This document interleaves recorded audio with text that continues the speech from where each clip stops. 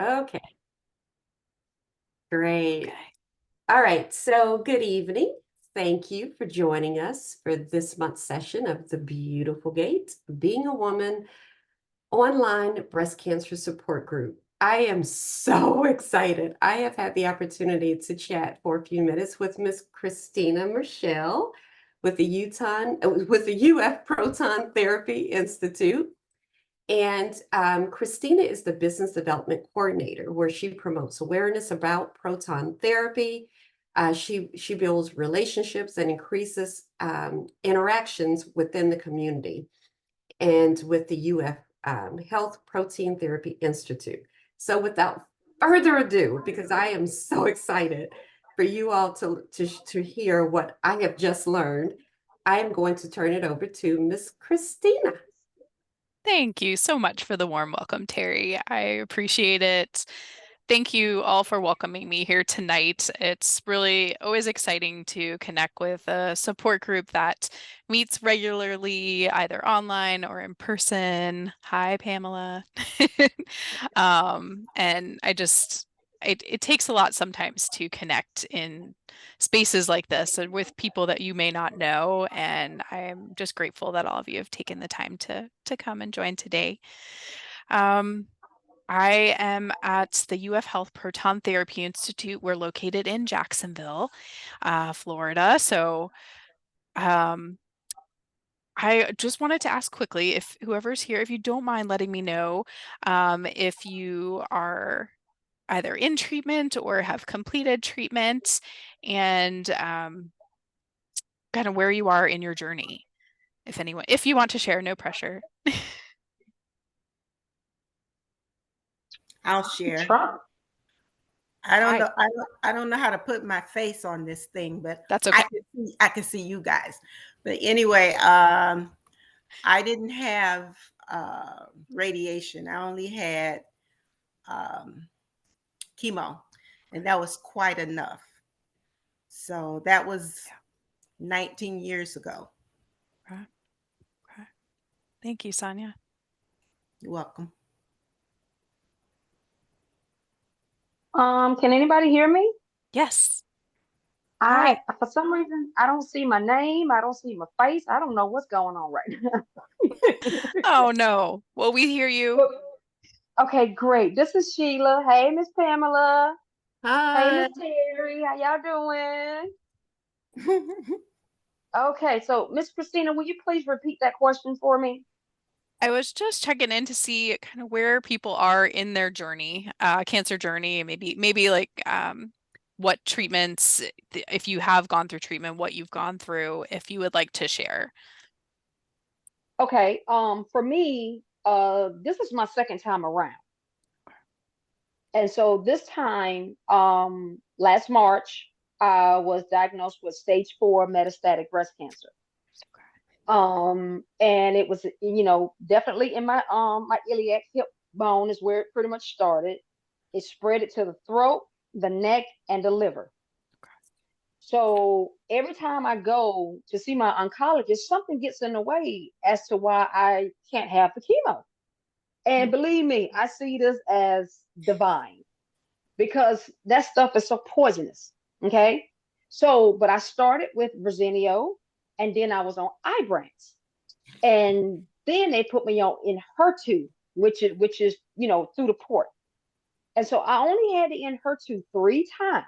The last time I had it was in the first week of February of this year. I haven't had it since. My cancer marker's been plummeting, and yeah, the scans can't see the cancer. Wow, that's great news. Yeah, so I have to go back on the 9th and also July the 18th. July the 18th is going to be where they're going to redo my 3 month scan and, of course, redo blood work. And then she's going to have to talk to me. She's going to have to say them words. You are in remission. Thank you. You have to say it. Mhm. Yeah. Or just better yet, just say that, baby, you cancer free. Bye, y'all.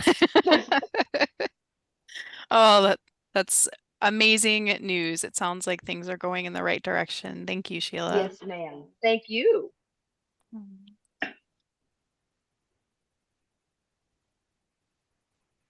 I about same for me also. I only had chemotherapy. So that was it. And I'm good. I'm cancer free now. Thanks, Congratulations. guys. Amen. Yeah. Oh. Well, thank you guys for sharing. Amen.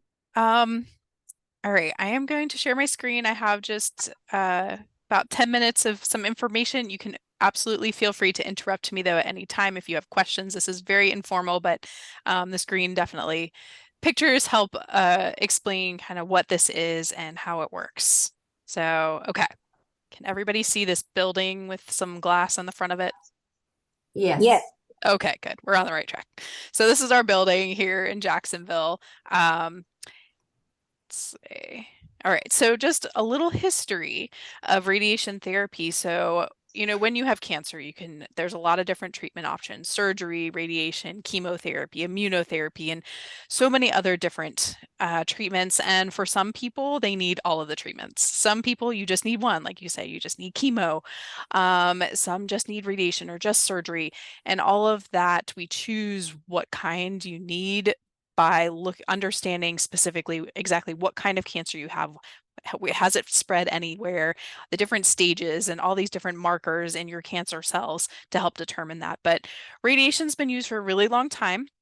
As early as 1915, people were even earlier than that, using radiation, but they also, even in the very beginning, had a lot of concerns about using radiation. But this is one of the first radiation treatment rooms, and it's very archaic. I can't imagine also the fact that the doctor is just standing right there delivering the radiation, which is a lot different from how it's done today. But we've come a really long way and still have a long way to go. So it's interesting to kind of understand how long it's been used and how far we've come. In 2006, there were 5 proton radiation centers in the United States. We're in Jacksonville, so you can see they're all spread out over the United States. But as of today, the last I heard was there are 45 centers that are open and active providing proton radiation. This is compared to thousands of traditional radiation treatment centers and rooms across the United States. So there's a very big difference. There's 5 more at least under construction across the US, and Florida, I'm pretty sure we have the most proton centers of any state. We have 6 right now, but we're a part of the University of Florida. They were one of the first one in the Southeast to open and offer radiation. So we've been doing this for a long time. So I'm coming at this with information from years of experience from our physicians and everyone that has shared this information with me. And I was sharing with Terry earlier also that I am not a doctor or a physicist, no MD, PhD, or nurse, but I've learned from all of our teams and try and help explain it to those of us who don't have all of those initials in radiation oncology after our name. So traditional X-ray radiation is explained in the image on the left-hand side of the screen. X-rays, it uses X-rays, and X-rays are like a light wave that are going to go all the way through the body. You can't stop it. And when it enters the body, so if I'm going in through like the middle of the chest, it's going to enter the body, and it's going to enter at a pretty high dose of radiation, and it continues, it hits healthy cells, hits the tumor or area we need to treat, and continues out the other side, hitting healthy cells. And the dose kind of loses intensity as it goes throughout the body. You can't stop it. It's going to kill the cancer cells, but it is going to hit healthy cells along the way. And the concern that we have with radiation hitting healthy cells is that we're damaging the DNA of those cells. Most healthy cells can rebuild themselves, and it's not a big deal. But anytime radiation hits the cells, it's causing the side effects that people encounter. And it also is, since we're messing with the DNA, has a potential to cause another cancer in healthy cells 10, 15, 20 years down the road. So they have to be really careful about what and how many healthy cells they hit so that they don't cure one cancer and then cause another cancer down the road. So on the right-hand side is proton radiation, and protons it's a particle that has mass. It's something that actually has weight. So like a baseball, a golf ball. And when proton radiation goes into the body, it goes in at a much lower dose of radiation than regular radiation. And when it stops, the physicists found that it blasts off its highest dose of radiation right when it stops. So we make it stop right where the tumor is or the area that needs the highest dose, and then nothing goes out the other side. So there's this huge potential to limit the radiation to healthy cells and get even a higher dose of radiation to cancer cells. That's our physics lesson for the day. Does that make sense? That's basically the premise that we're working with. And physicists just said, okay, what can we do? How can we translate this and do something good with this after they figured out the atomic bomb and all of that? So, we know what happened there. This is the good that has come out of all of that. So how do we make that happen? We have at the far end of the building a cyclotron. It's that round piece over on the left-hand side, and it accelerates the protons, gets them going about 2/3 the speed of light, and then it zips them off down the beam line, and there's all these electromagnets down the beam line that keep that beam moving. And we curve that beam up and around, and you see this little red dot in the middle. That's a patient in comparison to the size of this equipment.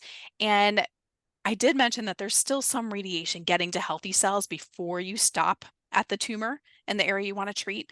So we have this machine that allows us to take the beam and go 360 degrees around the patient so that we can go in at whatever angle is going to have the least amount of side effects for the patient. So it goes up about a whole story up and a whole story down in order to move that beam all the way around the patient to whatever angle makes the most sense. And behind me is one of the treatment rooms. I'm not in the treatment room, but this is what it looks like here. The patient's laying on the table right in the middle, and that part that's sticking out here, that can rotate all the way around. So what we call it, it looks like an airplane or NASA or a plane turbine or hamster wheel, someone called it actually. So this is how we make this happen and control the beam. And that's another one of our treatment rooms that's actually a little more condensed, where it only goes 220 degrees around the room, but they figure out how can we make this machinery but not 3 stories tall. No, this one's only 2 stories tall. And basically what that beam is doing, it's called pencil beam scanning that we're using now. And the beam, it's like a 3D printer. It's going to go all the way to the farthest area of the area we need to treat. Say it's my fist, go to the farthest depth. And you know how in the MRI, you can look at like all the slices of the area that they take the image of. They go to the farthest slice and they paint on the radiation there, and they come a millimeter closer, paint on the radiation there, and a millimeter closer, so that they can keep the radiation really tightly conformed right around all the edges and grooves of the area that you want to treat, so less healthy tissue gets radiated. And that's how they deliver that treatment. And going over maybe something the size of my fist, it only takes about a minute to get the radiation to cover that whole entire area. So it's really fast. What does it look like for breast cancer? So with breast cancer, on the left-hand side, these are some treatment plans. And the red is the highest dose, and that's where most of the cancer is found, and that's where we want the radiation to get so we can cure the cancer. I've circled in the middle is the heart, and then the black areas are our lungs. And with traditional radiation, we can do a pretty good job. But this is a cancer who's on the left-hand side, and unfortunately behind the left breast, there's more of the heart is situated there. So a lot of times with traditional radiation, we do get some of the heart has some radiation, and the blue is the lowest dose of radiation. So it's a low dose, but even a low dose could potentially cause side effects and heart disease and things like that. And you can see about half of this left lung also is getting radiated, even some of the red dose of radiation. But with the proton therapy treatment plan on the right-hand side, there is just one little sliver of the edge of this heart that is getting a low dose of radiation and less of this lung. And so left breast cancer is really one of the situations where we find usually more benefit with proton radiation. But I think it's really fascinating to see these plans. This is kind of a side view of someone, and you can see where we can avoid with, sorry, these are opposite. The traditional radiation's on the right-hand side and the protons on the left, but there's a lot less of the heart that's getting radiated. And even in the traditional radiation treatment plans, some of the radiation goes through the entire neck area. We were probably treating the lymph nodes up here. It kind of continued through and we couldn't stop it. But with protons, we could stop it from going all the way through the spine and the esophagus and things like that. So the top reasons that the doctors say that they would consider choosing proton therapy. And I say this with the knowledge that we, in our building, we have proton radiation, which is really exciting, but we also have traditional radiation right here in the same building. And our doctors are always looking at each individual case to try and figure out what is the best treatment option. So protons are not always the best option for every case. A lot of times, if cancer's on the left side, the protons can offer some benefits. If someone already has cardiac issues, that we would be worried about radiation damaging the heart even more. If someone has diabetes, any radiation can increase issues with diabetes throughout the course of treatment. Dr. Bradley, I talked to her this week, also said basically lymph node positive. So if you have any cancer showing up in any of your lymph nodes and we have to expand the treatment area outside the breast tissue and do what she calls regional nodal irradiation and do more radiation on the chest wall and throughout the lymph nodes, then proton radiation allows them to be able to give higher doses where it's needed and limit radiation to areas that don't need it, even though we're treating a larger area. And then people who are younger in age. With breast cancer, if it's caught earlier on, the treatments are really amazing and we can cure a lot of these cancers, but we don't want to cure someone and cause a ton of other issues and side effects from their treatment that they would have to live with for the rest of their life. So our goal is, can we treat someone who's young, cure their cancer, and give them less side effects to deal with the rest of their life? So these are some of the top things that the doctors are looking at. In 2020, the American Cancer Society published a study that was done not by us, but I don't know where Dr. Zhang and Chang and Palom are. I apologize, but they looked at about 9 different main tumor types, and breast cancer was one of them. I have them listed at the bottom, but they looked at 10, 15, 20 years down the road, what was the risk of someone who received radiation with protons and received radiation with traditional X-rays? What was their risk of cancer, another cancer popping up, most likely due to the radiation that they received? And they found that patients who had proton therapy had lower risks of another cancer down the road. And it is pretty big news to be able to see something, because it's hard to follow patients for a really long time. So they were able to get some decent data that showed that there was a lot more potential with the proton therapy. Christine, Yes, I'm sorry. go for it. Can we go back a slide with that one? I'm Yep. sorry. Go. You were going too fast for I'm me. sorry. I wanted to, could you repeat the reason? Okay, you said the reasons to choose protons, and I understand because it targets that tumor and it doesn't affect other maybe organs or other tissues. Now, what did you just say about diabetes? Any radiation, I don't know the ins and outs of it, but the doctor said radiation can cause issues with diabetes, like raise the blood sugar in people with diabetes. So if we can do less radiation over throughout anywhere in the body, it's shown to decrease issues with blood sugar throughout radiation treatments and afterwards. Okay, so let me ask you, I know you say you don't have all those letters behind your name, but if not, I'll call. Okay. What I wanted to ask also when you said diabetes, because when I was diagnosed with breast cancer and I had the traditional, I guess, radiation before protons, I didn't have diabetes. They treated me for diabetes during they diagnosed me with diabetes during my breast cancer treatment. Interesting. Yes. I'm just asking. So, if I was diagnosed with diabetes during my my treatments or after my treatments, I guess I'm gonna have to speak with a doctor, because is that something that can go away, just like how pregnant women get diabetes only when they're pregnant, and then afterwards, they're not? So I was just wondering if that was the case. Because they put me on medication, and I say, but I'm not diabetic. They say you are, but could that treatment have done that?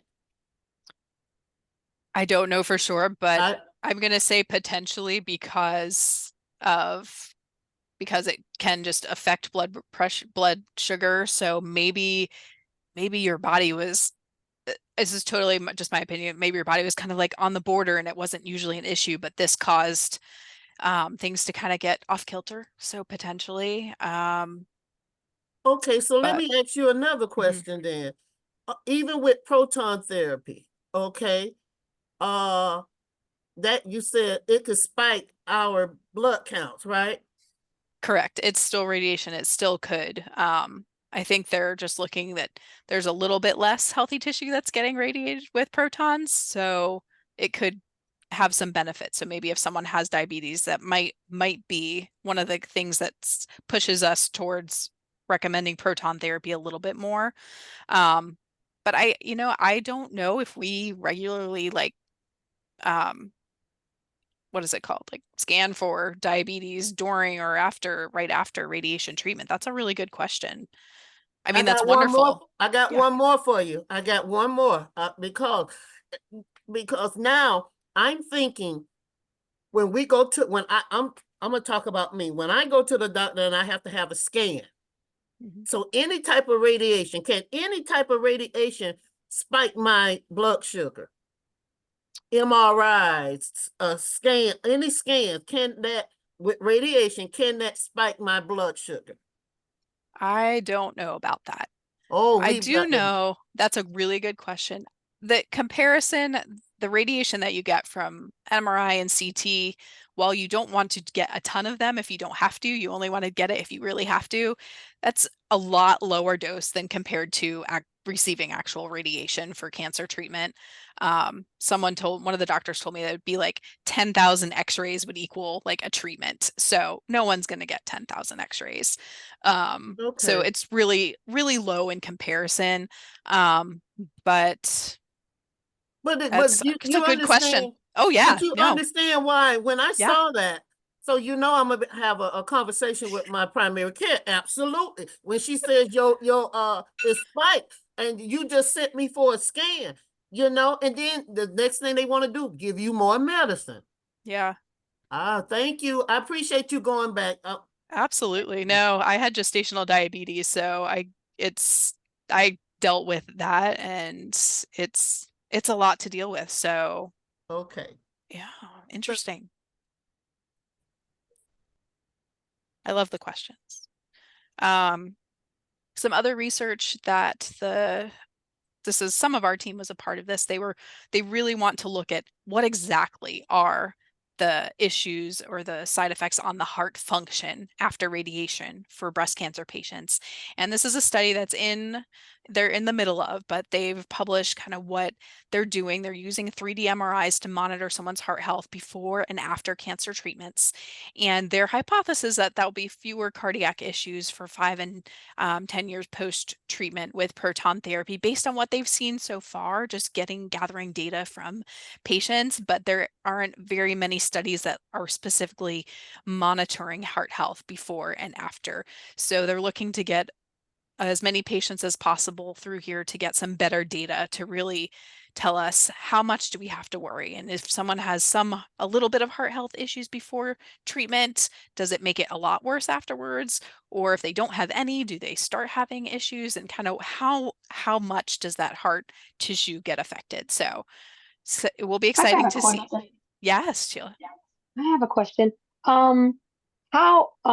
Let's see. When I say how far or how many, what areas are doing this proton radiation therapy? Where can we, we wanted this instead of the traditional, where will we go? I live in Georgia. I know Pam is in Florida. So where is it? Where do we go? Where do we go? Because this sounds extremely interesting, So if I ever, which I doubt, which I hope, that I ever have to have radiation again, I would like to do this instead. So how does it work? Do you have to pay out of pocket? Does your health care takes care of most of the costs, if not all the costs? So yes, what do we do to become a patient in order to get this and still see our oncologists elsewhere? Or do you guys have everything there? So our center, we just have the radiation. So basically, we'll just join any of your oncology teams wherever you are, and join your traditional radiation oncologist as part of the team. And if any, almost all the proton centers work like this. Basically, you would reach out to them, talk to some intake team, share your records with them, and they'd run those by the physicians who specialize in your type of cancer, who would look over and say, does it even make sense for this person to come in for a consultation? Or are they probably on the right track? The benefit with proton would be minimal or none in their case. So we're always looking at that. So you're in Georgia. There is one at Emory in Atlanta. I think they opened like 4 or 5 years ago. I don't remember the exact. I feel like it was right before COVID that they opened. Wow. And then in Florida, we have 2 in Jacksonville, 1 in Orlando, 1 in Delray Beach, 2 in Miami. And I think the one that's light blue is the one in Naples that is almost about to open. So in this area, Southeast, we've got a decent number in the Southeast, but even so, they're in like the major cities and not in any of the small towns. It's hard for people to get to. As for insurance, it's sometimes tricky. It's Medicare and TRICARE cover proton therapy for almost every diagnosis. Right now, the commercial payers, it's just hit or miss and depends what they've decided. They've looked at the research and decided whether they think it's worthwhile to cover. And their plans are usually just very specific, like maybe a decent number of plans I feel like would consider covering proton radiation for breast cancer on the left side, and not often for the right side, which we usually agree with because that's what our research has shown as well. But it's definitely still a fight for insurance for a lot of people, and that's why we're continuing to do the research to be able to have as much data as possible to show these insurance companies. Patients usually tell me that their insurance company was like, nope, it's investigational, it's not approved or anything, but it was actually proton therapy was FDA approved, I think like 6 months before traditional radiation, back a really long time ago, like the Praise the Lord. 70s or 80s. So Okay. it's still a fight, but we know it's like that with a lot of different treatments that the insurance companies are just not always on board with all the data and things like that, but we keep trying. Okay. And Okay.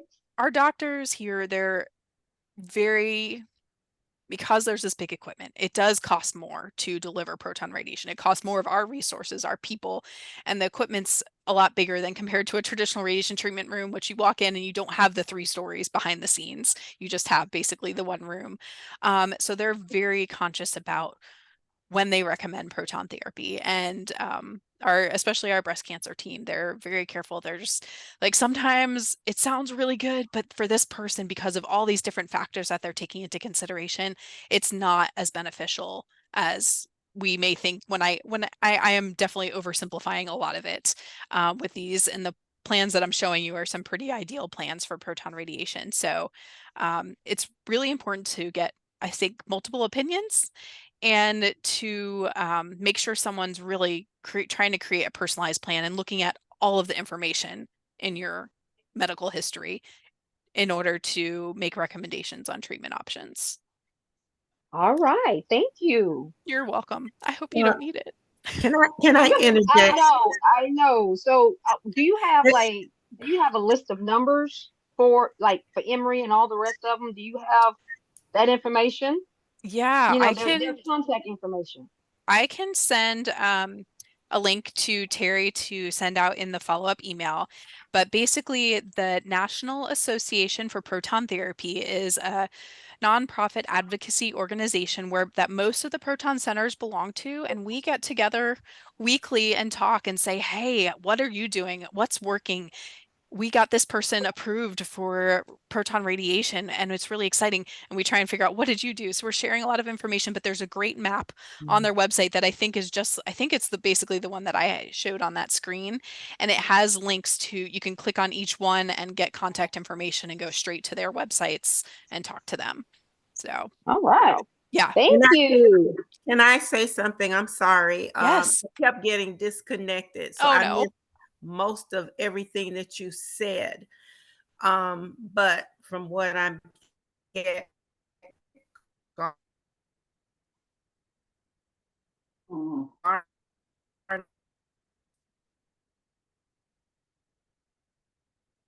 We're losing you, Sonia. Sorry. now,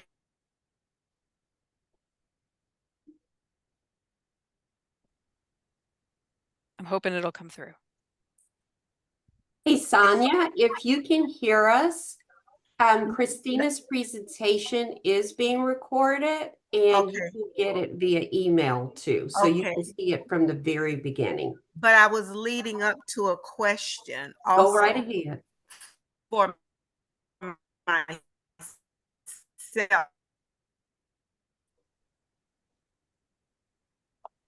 Cut out again, Sonia. I'm so sorry.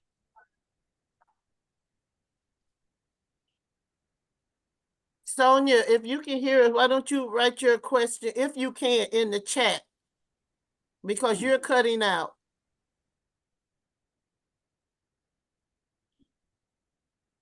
I wonder if she can hear us. No, I just keep getting disconnected. I have Oh, no. yeah. I don't know if you heard what I said about having heard. had lung cancer, Oh. and then they were suspecting some areas in my thyroid. So Okay. I'm being monitored now. So the first thing that came to my mind was, would I be a good candidate for proton therapy? I don't think that we have a protocol for thyroid. Mhm. We do treat some lung cancers. Uh-huh. And so is this metastatic from the breast cancer? No. No? Okay. Potentially, proton therapy is a good option for some people with lung cancer. If the disease has spread to a lot of different places, sometimes proton therapy is not the best option. Because you might have to do such a large area or come in from so many different angles that having such a targeted, precise radiation may not be the most beneficial, and traditional radiation may, or other targeted treatments may be a better option. So, but us or any of the centers would be happy to take a look and see if there is a role for radiation or proton radiation at all for you. I'm sorry you're dealing with that.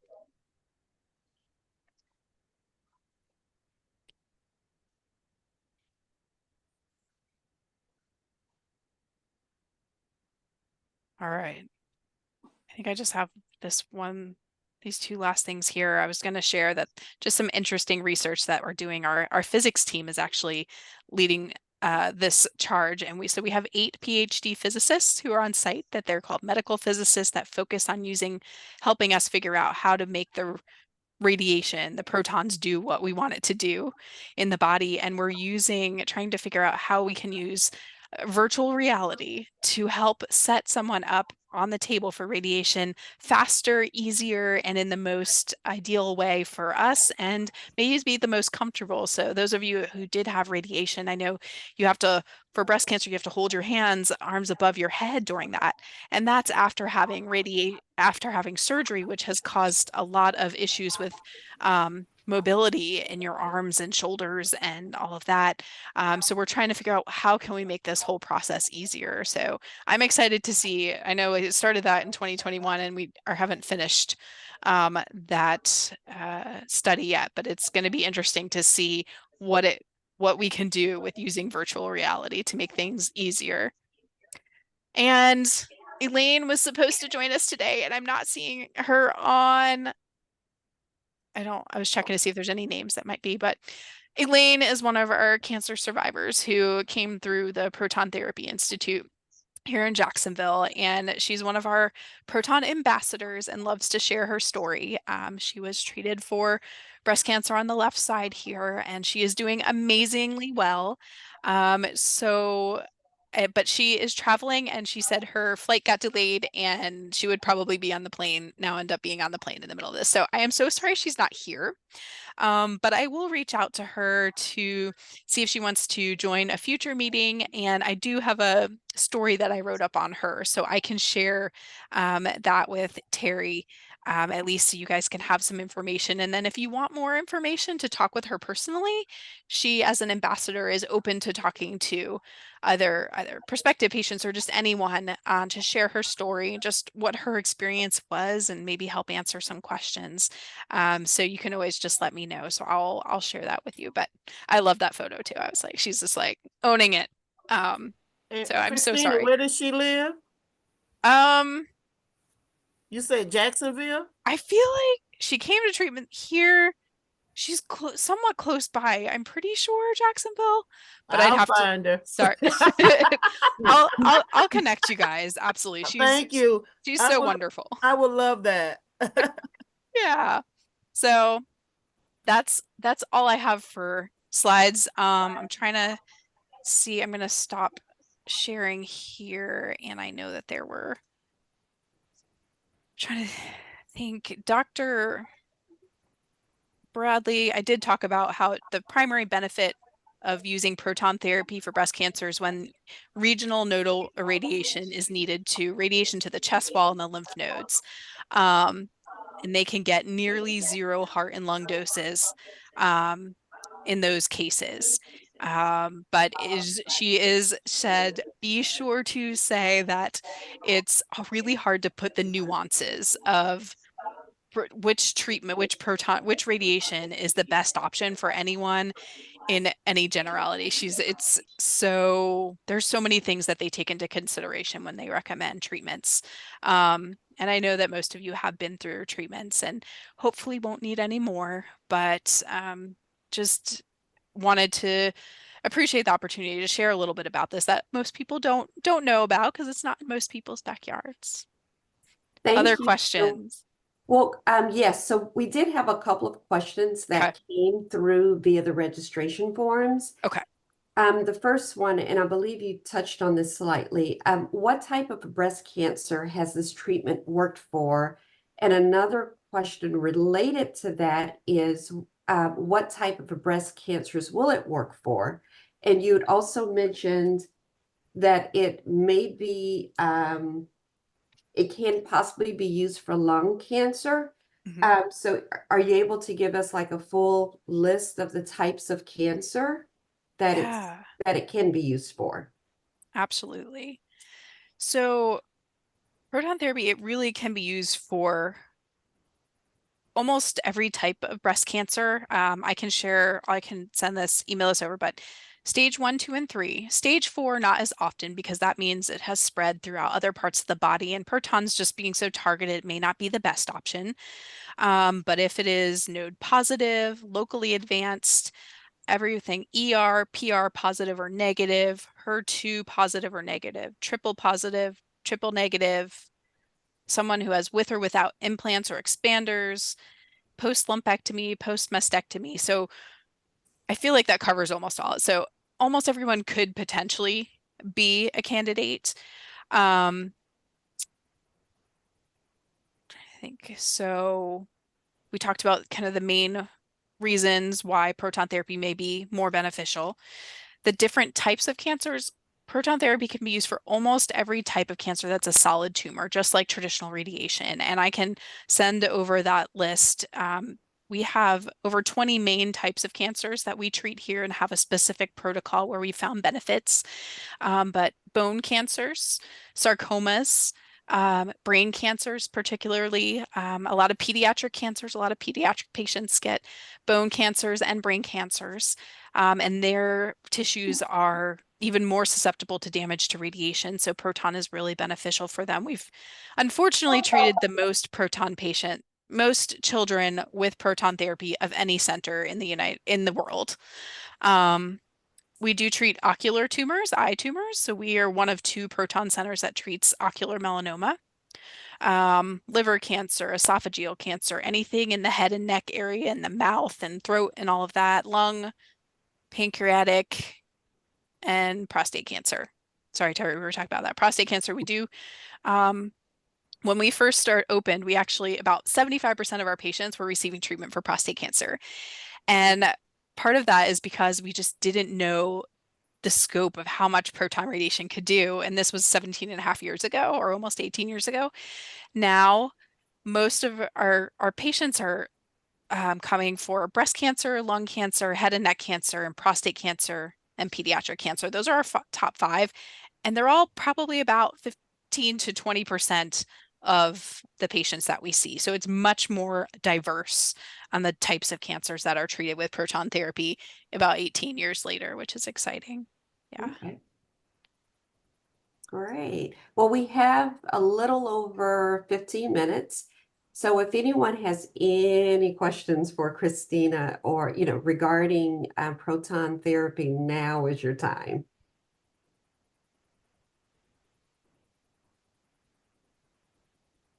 I would like to ask another question, pretty please. Yes. Okay. Do you guys partner with anybody? Like, let me see. Like vast spreading hospitals, that will, just kind of link with you guys and say, hey, we got patients and we're gonna send them your way, kind of thing. You know what I mean? We don't have a specific partnership like that with Okay. anybody right now. I know there was one center down towards Miami that we were talking to about that. I don't know, I'm probably not the best person, but health systems these days are very siloed and it is hard to get those set up. But part of my job I is to go agree. out there and talk to as many doctors' offices that will have me to just share some information. And my goal is that they'll be like, I heard something about proton therapy and your type of cancer, so maybe you should call them. That would be the most ideal for me. But a lot of places just don't even have a proton center nearby, so they don't think to mention it. They don't know enough about it to speak to it. Every specialty knows their specialty really well. Surgeons know surgery really well. They don't know radiation very well. And not every radiation oncologist has had experience with protons. So it is hard getting that out, but anyone that would be up for working with us.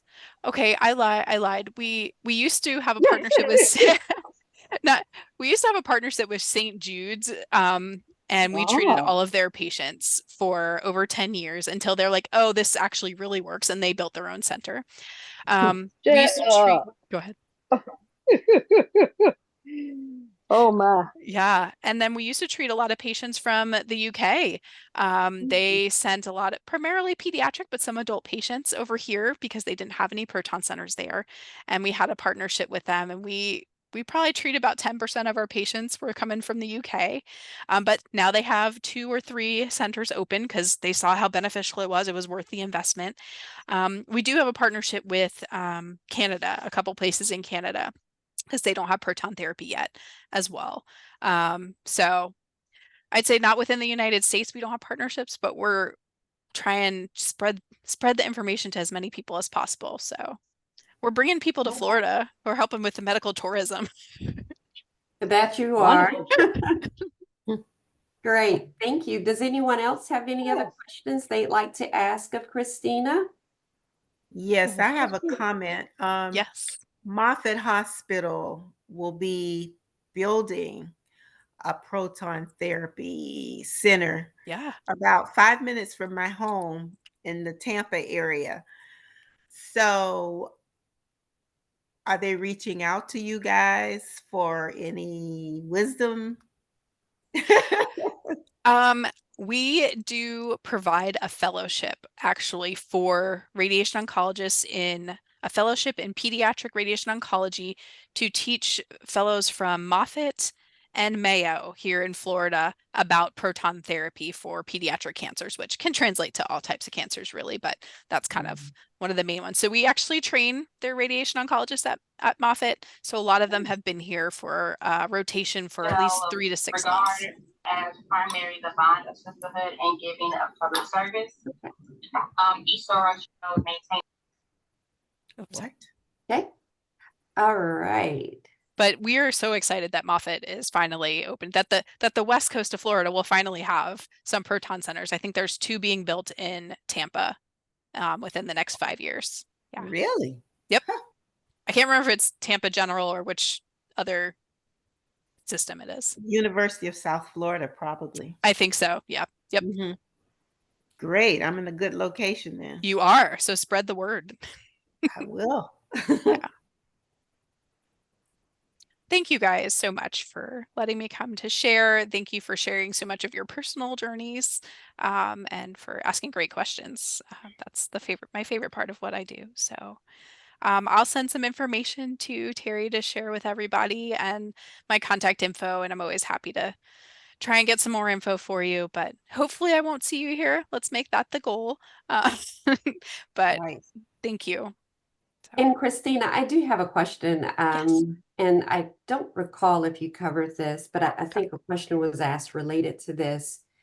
From the time that someone is diagnosed, I believe you said that it's up to the patient to explore proton therapy. Is that correct?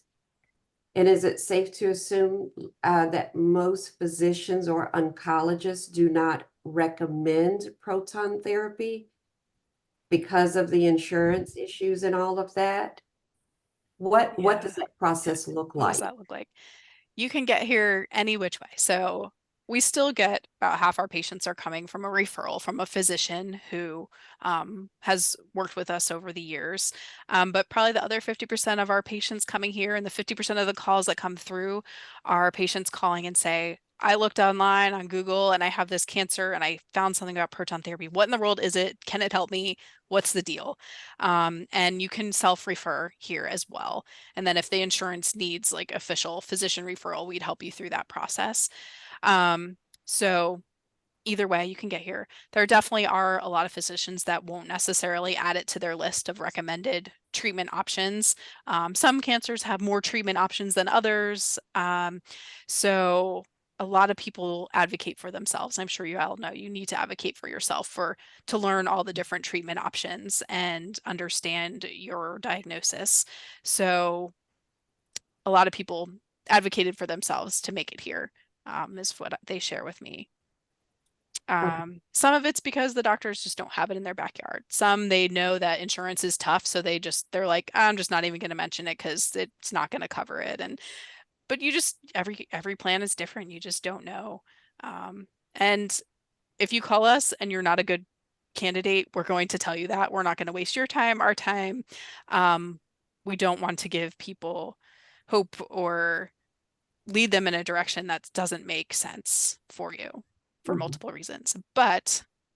And then some doctors won't mention it because they're like, there's none anywhere near here. Why would I even mention it? And true, some people cannot travel for treatment. I don't know if I could travel and go live somewhere else for radiation. Could be 1 month to 2 months worth of treatment, but some people can. And I think we should at least give people the option to figure out if they can do that or not. And sometimes that is a determining factor for someone to not travel to get proton radiation. Yeah.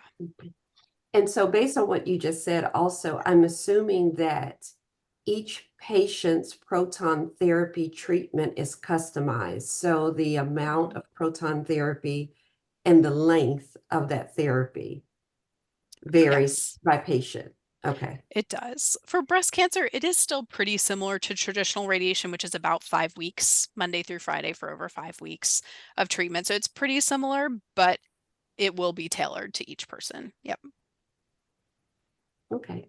Yeah. Great. Does anyone else have any questions? Bridget, Ms. Pam, Sharon? Well, Christina, this was excellent. I loved it. Thank you for sharing this information. I gotta have you guys come back. We would love to. We gotta have Anytime. you come back because I don't know if we had spoke. I think you know a little bit about the work that I do with my MASS program, mammograms after Sunday service. Yeah, I love it. And you know the people who we target, Mm-hmm. you know, the uninsured in rural communities, you know, Mm-hmm. and I'll probably give you a call or send you an email as how can I incorporate, you know, in layman's term, because I want to add this into our presentation, you Okay. know, but again, we don't want to give the women false hope or whatever, because if their insurance, because most of them, if they're uninsured, they're getting Medicaid, you know. Yeah. So you And understand where I'm going with this, mm-hmm. you know? So do you have a program that can help these women? Because I know UF provides services to the uninsured in the community. And I mean, you have some catchment areas. Yeah. You Yep. know? So, you know, that's what I want to get the word out in our education, but I don't want to do it and give people, you know, false hope. Yeah, I agree. It is hard for those who are uninsured. We do have a program that does help some people throughout the year. I don't know the extent of it. We're just slightly separate business-wise from the UF Health Jacksonville Hospital here, but we're obviously right here, and we do as much as we can to help people. What can we do? We know which plans are going to cover it and which ones are not. So if someone is eligible, then we would try and say, hey, sign up for this plan, then we should be able to make this work. I think let's talk about it, Pam. But I think Okay. sometimes just mentioning it, have you heard of Proton? Maybe just call and check it out and find out. Just have, just ask some questions. Yeah. Okay. It's worth exploring, you know. It is. I Yes. really strongly believe in that. Mhm. Okay, I just have one last question. Okay. And that is, are you guys like, well, is City of Hope which used to be the Cancer Treatment Centers of America. Now it's called City of Hope. Have you guys reached out to them at all? We have over the years, and we've shared information with them, but they don't have proton therapy right now. But would they And recommend anybody to you guys? I don't know. I'd have to look Okay. at it would probably be very doctors dependent, and I'd have to look at our data to see if there's like a specific doctor or doctors from there that does. That's a good question. But no, we don't. I don't think we get an overwhelming amount of referrals from them. Okay. Thank you. You're welcome. Right? Oh, I have another question. Yeah. What can I do with City of Hope to get y'all information out there? I guess if you have a suggestion on a good person in the oncology department, probably in radiation oncology, who would just be open to talking. If I have a doctor, I would connect them with our doctor specifically so they can speak on their doctor level, to help understand who they can talk about the nuances, the ins and outs of who it really makes sense to even mention proton therapy to. So if you have contact, we would love to talk to them and be able to have a one-on-one conversation. Okay. Thank you. Can you get my information and just give me a call? Because again, I go back on the 9th and the Okay. 18th at City of Hope. That's where I go. Wonderful. Well, And they're amazing. and They have amazing resources. Yeah. they do. They really, really do. And Just not there's this protons. one. Yeah, there's this one. His name is Mark Barnes. Okay. And he's getting anytime I need anything, all I have to do is ask him. And because Okay. he's the seer over the house. That's his job. That was at least that was it was at CT, when it was Cancer Treatment Centers of America. But Okay. he still does, he still does all that good stuff. but he knows he knows who to take certain information to. Okay. I would love Mhm. that opportunity to just start a conversation. Yes, Yes. I will. So Are yeah, you so okay? yeah, just send, if you can send me. And we're going to include Christina's Yeah, email there we go. Yeah. in the recap. So if you have any connections that you would like to introduce to Christina, please email her directly. Yep. It's 7:56. Does anyone else have any other questions before we close out? Miss Jeanette, I see you going, no. See, Miss Jeanette was smart. She joined in early. So she had a chance to meet No. to meet Christina. But we do want to give everyone else the opportunity to ask questions if they have any.